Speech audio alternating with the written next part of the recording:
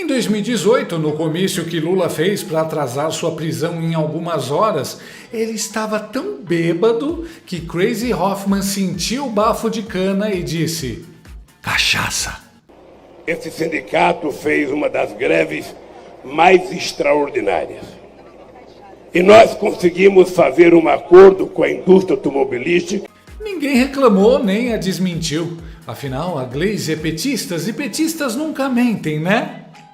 Mas ontem um médico disse ao vivo a mesma coisa, que Lula curte uma cachaça, e os petistas surtaram na transmissão ao vivo mais hilária desde que a Record passava a Família Trapo, nos anos 60.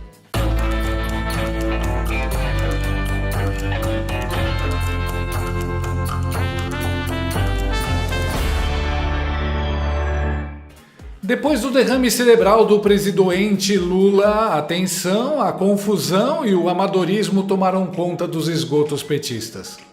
Assim como baratas correndo enlouquecidas e sem rumo quando a detetização chega, influenciadores, blogueiros e jornalistas davam informações desencontradas, demonstravam descontrole emocional e sim, nos faziam rir da desgraça alheia.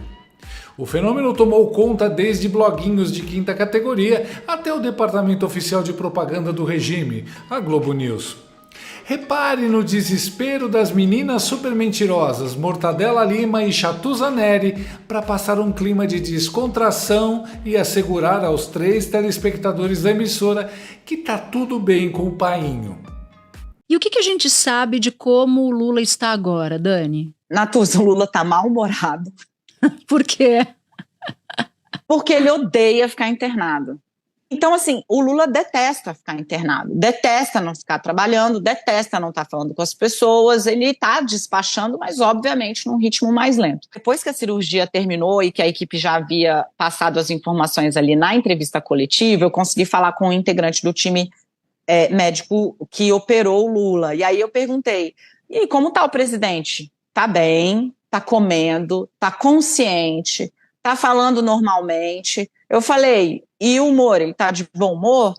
E aí este médico respondeu, Daniela, o humor tá daquele jeito que você imagina, né?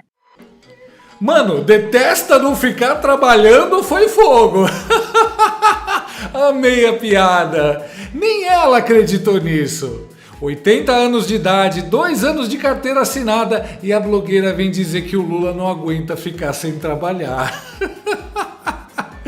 Na verdade, ele deve detestar ficar de repouso porque da cama do hospital fica mais difícil roubar, mentir, censurar e perseguir oponentes.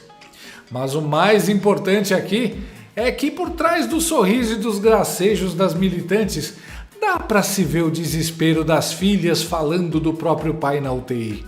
Aquela tensão de quem não sabe se a mesada vai continuar caindo na conta, se a madrasta vai manter os privilégios ou se elas vão ter que finalmente trabalhar de verdade. O clima de leveza das blogueiras é mais forçado do que quando a equipe médica do Tancredo fez aquela foto com ele recuperado pouco antes de empacotar.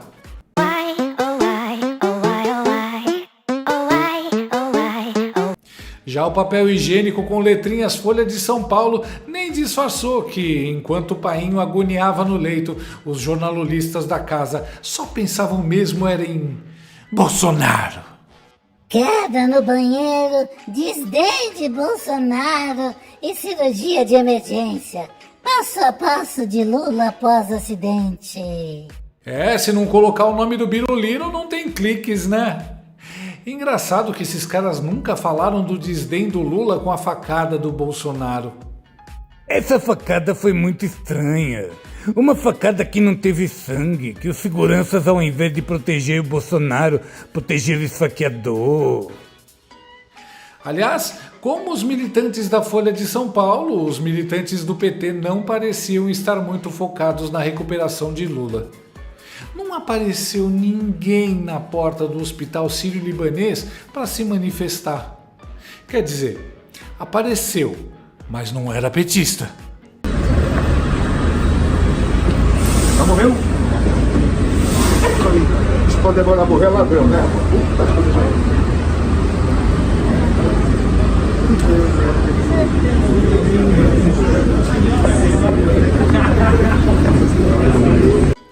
Agora repara no que o site Metrópolis falou sobre essa cena. Homem deseja a morte de Lula na porta do hospital em que o presidente está internado. Um bicho que demora a morrer é ladrão, disse o homem a jornalistas antes de entrar no hospital sírio-libanês.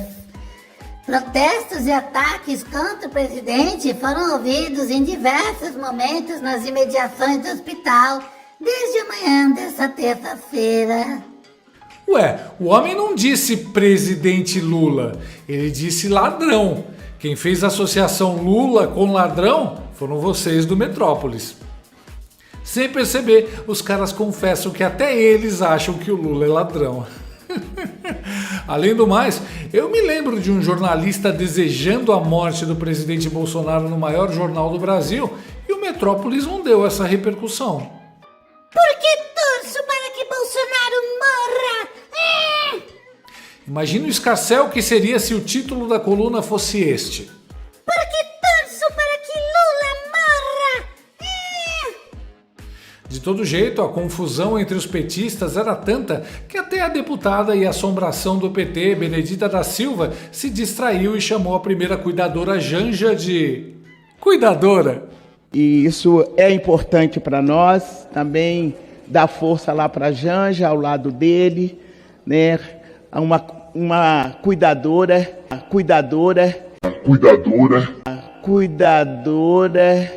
essencial neste momento e nos outros também. Bem-vinda ao grupo da zoeira, Benedita! Não vejo a hora do seu próximo discurso, em que você vai admitir que Janja troca as fraldas do Lulinha. Mas a melhor parte dessa história toda, sem dúvida, veio quando o blog sujo petista ordinário do centro do mundo, diário do centro do mundo, entrevistou o renomado médico neurocirurgião Dr. Samuel Damin.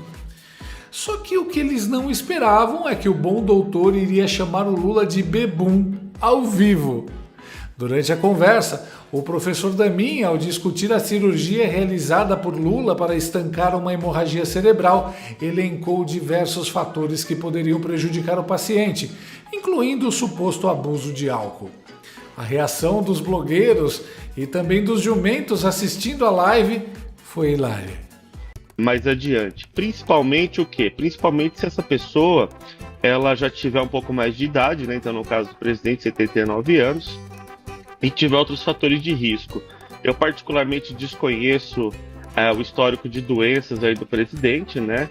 O que a gente sabe é que ele tem um histórico aí, isso pela imprensa, de abuso aí de álcool, né? Então só isso daí já seria aí, digamos, um outro fator de risco, né? A gente sabe que as pessoas que fazem uso de álcool muitas vezes têm o sangue mais fino, por assim dizer. Então essas hemorragias elas podem aparecer. Só que, assim, aparece uma hemorragia bem pequena inicialmente, né? Às vezes a pessoa não tem nenhum sintoma, e ao longo dos dias e eventualmente das semanas, isso daí começa a tomar mais volume, tá? Não é que o sangramento ele continua, mas aquilo forma uma espécie de uma cápsula em volta do sangue, e você vai tendo um efeito que a gente chama de osmótico, né? Ou seja, aquela parte que está ali, que tem o sangramento, vai puxando o líquido de fora, né? Da região ali onde está o cérebro, e vai aumentando e causando pequenos microsangramentos. Isso aí causa então um ciclo vicioso, né? E essa hemorragia, esse hematoma, né? Ele vai crescendo. Importante mencionar que o hematoma ele não é o hematoma subdural crônico, que é o hematoma que ele teve, não é o hematoma que é dentro dos... Chamou de bebum com categoria! Amanhã, médico é incluído em inquérito do golpe pelo STF. Amanhã também já aparece a Miriam Leitão falando: Entenda como o alcoolismo pode ser bom para a sociedade. Mas o melhor mesmo foi a cara do blogueiro mordendo os lábios de raiva para não interromper e xingar o convidado. E a reação do público? Nenhum jovem consegue se concentrar em um assunto por mais de 15 segundos. Depois que o médico falou de abuso de álcool, ninguém mais quis saber sobre a saúde do Lula. Corta o vídeo! Quem indicou esse médico? Ele é bolsominion!